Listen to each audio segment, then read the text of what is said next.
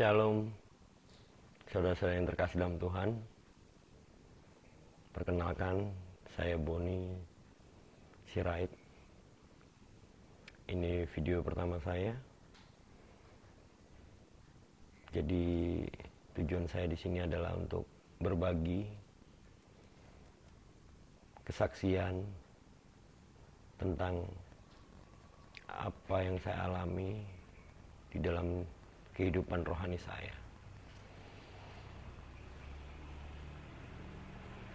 Di video pertama ini saya ingin sharing atau kesaksian, yaitu tentang kenapa manusia butuh Tuhan. Kenapa saya butuh Tuhan.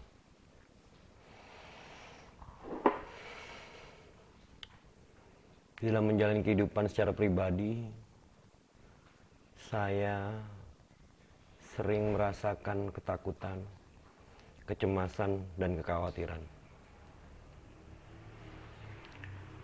Ketakutan akan masa lalu, kecemasan saat ini yang sedang saya jalani, kehidupan saya dan keluarga, kemudian kekhawatiran akan masa depan. Saat ini saya tidak bekerja, saya berwirausaha bersama istri. Jadi di momen itu, ketika saya mengundurkan diri dari tempat saya bekerja, rasa ketakutan di pikiran saya, kecemasan, dan kekhawatiran semakin besar muncul di dalam pikiran saya. Pertanyaan-pertanyaan yang muncul di pikiran saya, apakah saya bisa mendapatkan uang? Bagaimana cara saya mendapatkan uang?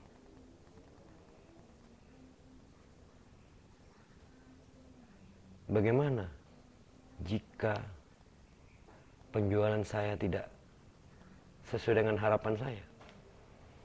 Bagaimana saya dapat menghidupi dan memenuhi kebutuhan keluarga saya? Apakah saya bisa menyekolahkan anak saya sampai dengan jenjang pendidikan yang lebih tinggi? Atau jika saya sakit atau anak saya sakit, istri saya sakit atau keluarga saya sakit, apakah saya bisa membiayainya? Hal itu terus muncul dalam pikiran saya. Saya lahir sudah Kristen. Saya mengenal Tuhan dari orang tua dan dari gereja. Hidup baru, lahir baru, seringkali saya alami. Di masa usia saya yang saat ini, di masa kehidupan saya yang saat ini dengan keluarga, saya menjadi bingung, galau. Saya lahir baru, hidup baru, taat kepada Tuhan, tapi apa yang saya hadapi tidak sesuai dengan harapan saya. Sampai akhirnya saya bertanya dalam pikiran saya, Tuhan, Engkau ada di mana?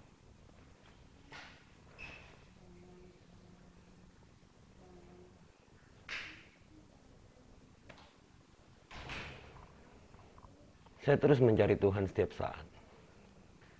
Saya berdoa, membaca firman Tuhan, lewat renungan-renungan setiap hari. Setiap minggu saya ke gereja, mendengarkan firman Tuhan melalui khotbah-khotbah para pendeta. Saya juga sering nonton rekaman video-video tentang firman Tuhan. Tapi tetap saya merasa di pikiran saya tidak menemukan Tuhan. Saya tetap berusaha untuk terus percaya kepada Tuhan. Tuhanlah satu-satunya penolong saya dalam kehidupan saya. Saya terus berjuang meyakinkan pikiran saya bahwa Tuhan satu-satunya penolong saya dan keluarga. Tetapi semakin saya berjuang dan meyakinkan pikiran saya semakin tidak menemukan Tuhan. Malah semakin banyak pertanyaan-pertanyaan muncul dalam pikiran saya. Membaca firman Tuhan pun saya jadi bingung dan tidak bisa mengerti. Saya mendengarkan khotbah di gereja pun saya tidak paham apa yang dimaksud dari khotbah yang diberikan Bapak atau Ibu Pendeta ini. Saya berpikir, Bapak atau Ibu Pendeta ini gampang aja ngomongnya. Hal yang disampaikan tidak sesuai dengan apa yang saya dapatkan. Buktinya yang saya lakukan semuanya sia-sia. Dan banyak yang gak ada hasilnya. Rasa marah, tidak terima, jengkel, bahkan sampai menganggap Tuhan tidak ada. Namun ketika saya menganggap Tuhan tidak ada, malah muncul pertanyaan di pikiran saya. Kenapa saya butuh Tuhan? Dia aja nganggap saya nggak ada kok sebagai umatnya. Buktinya, saya tidak ditolong. Dari pertanyaan yang muncul tersebut mulai saya menggali lebih dalam pikiran saya. Kenapa saya butuh Tuhan? Apakah hanya untuk memenuhi keinginan saya? Atau hanya untuk mewujudkan apa yang saya mau? Apa dia hanya saya jadikan penjaga saya atau pelindung saya saja? Atau Tuhan hanya saya jadikan pembimbing saya, supaya saya tahu kemana saya harus melangkah? Atau hanya sebagai obat penenang dari hati dan pikiran saya yang selalu dihantui ketakutan, kecemasan, dan kekhawatiran?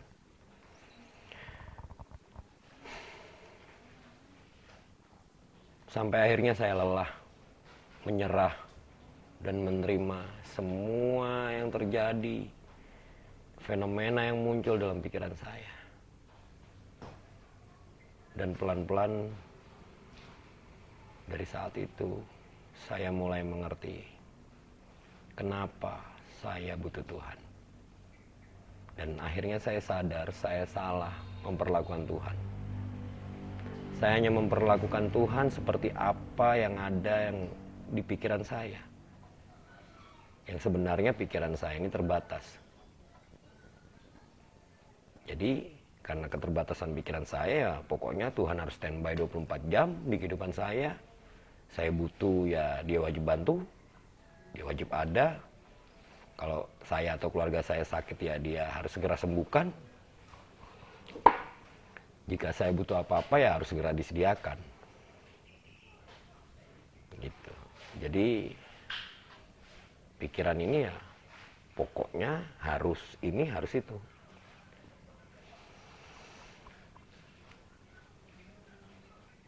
Ternyata kenapa saya butuh Tuhan? Saya ini manusia yang lemah ternyata.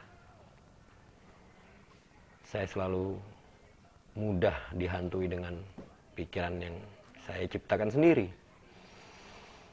Ketakutan yang saya buat-buat sendiri di dalam pikiran saya tentang masa lalu, kecemasan tentang saat ini yang sedang saya jalani dalam kehidupan, kemudian kekhawatiran saya di masa depan. Saya sadar bahwa saya benar-benar butuh pelindung. Saya butuh penolong dan saya butuh pembimbing.